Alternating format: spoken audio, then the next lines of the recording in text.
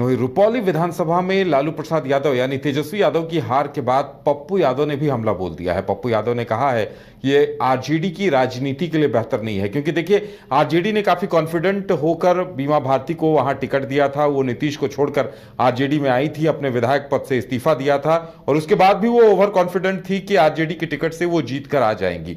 लेकिन कहीं ना कहीं उन्हें बड़ा झटका लगा है और इसको लेकर पप्पू यादव ने भी खुलकर हमला बोला है।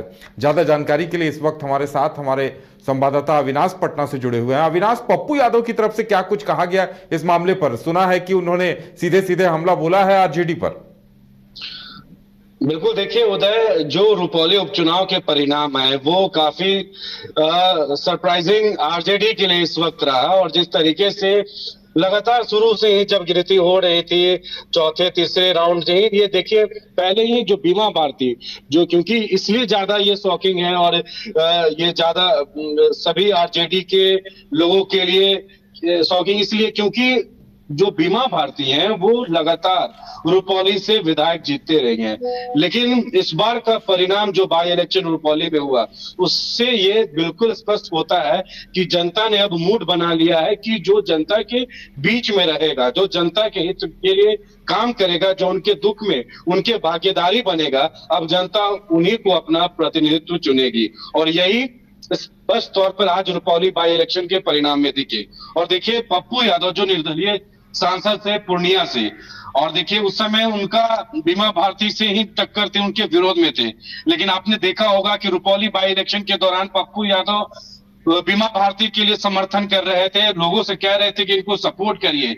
लेकिन आज जब पप्पू यादव पटना एयरपोर्ट पे पहुंचे थे उस समय पत्रकारों का काफी भीड़ हो गया। पप्पू यादव को देखो, जितने भी पत्रकार थे उनके पास दौड़े दौड़े गए। हालांकि पप्पू यादव पहले कुछ बोलना नहीं चाह रहे थे, लेकिन पत्रकारों ने लगातार सवाल किए और हम भी उस वक्त वहीं मौजूद थे। और दो परिणाम आए इस बार रुपौली के, उसको लेकर पप्पू यादव ने कहा कि ये कहीं ना कहीं आरजेडी में सही कोऑर्डिनेशन नहीं किया गया है और तेजस्वी पर उनका सीधा हमला था। उन्होंने कहा कि युवराज की तरह काम करना बंद करें, नहीं तो यही हश्र जो है तेजस्वी और उनके पार्टी का आगे भी होगा। तो ये बड़ा बयान पप्पू यादव का है, सीधे तेजस्वी पर उन्हें तंज कसा। उन्होंने ये भी कहा है कि चुनाव के अंतिम दिन वो पिकनिक मनाने जाते हैं, ऐसे काम नहीं चलेगा। और जो रुपौली में जो आज परिणाम आया है वो केवल एक परिणाम नहीं, ये अत्यंत पिछड़ा वर्ग और पिछड़ा वर्ग के लोगों और अत्यंत पिछड़ा वर्ग बेटा और बेटी दोनों की हार हुई है। और ये भी उन्होंने सलाह दिया है कांग्रेस को कि ये मैं कांग्रेस को चुनौती देता हूं और एक तरह से सलाह भी देते हैं कि कांग्रेस के लोग सतर्क हो जाएं, क्योंकि तेजस्वी बिना राय मशवरा के ही अपना बीमा भारती को सांसद चुनाव हारने के बाद भी उन्होंने अपने पार्टी से जब कैंडिडेट खड़ा कर दिया, इसका मतलब ये है कि वो चाहते हैं कि उनके दल से और उनके परिवार से के लोग ही जाए। जो लगातार सवाल खड़े होते हैं आरजेडी पे कि केवल अपने परिवार अपने दल की सोचती है ये पार्टी, ज्यादातर परिवार, तो ये पप्पू यादव का सलाह था कांग्रेस को भी कि वो लोग सतर्क हो जाए।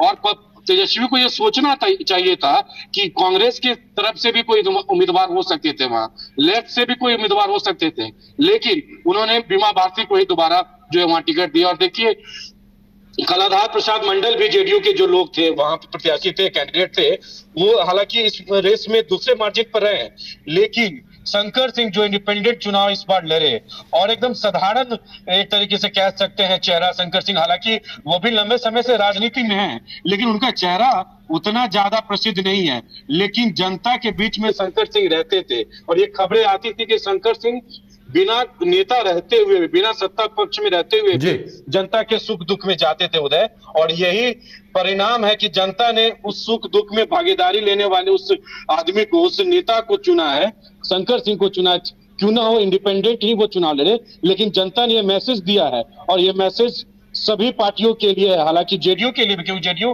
के तरफ से भी कहा जा रहा था कि नीतीश कुमार के नेतृत्व में रुपौली में बहुत सारे काम हुए हैं। लेकिन पप्पू यादव ने इस बात का भी जिक्र आज किया कि पिछले 18 से 20 सालों में नीतीश कुमार ने भी कोई काम नहीं किया है। और यही वजह है कि जेडीयू के कैंडिडेट को भी वोट नहीं पड़ा और वोट उसको पड़ा जो जनता के बीच में है। और इसलिए रुपौली की जनता ने मन बना लिया था कि इस बार उसी को वोट देना है जो जनता के बीच में है, जो जनसंपर्क करे। तो और यही जो है इसका परिणाम आया कि शंकर सिंह वहां से इंडिपेंडेंट चुनाव लड़े।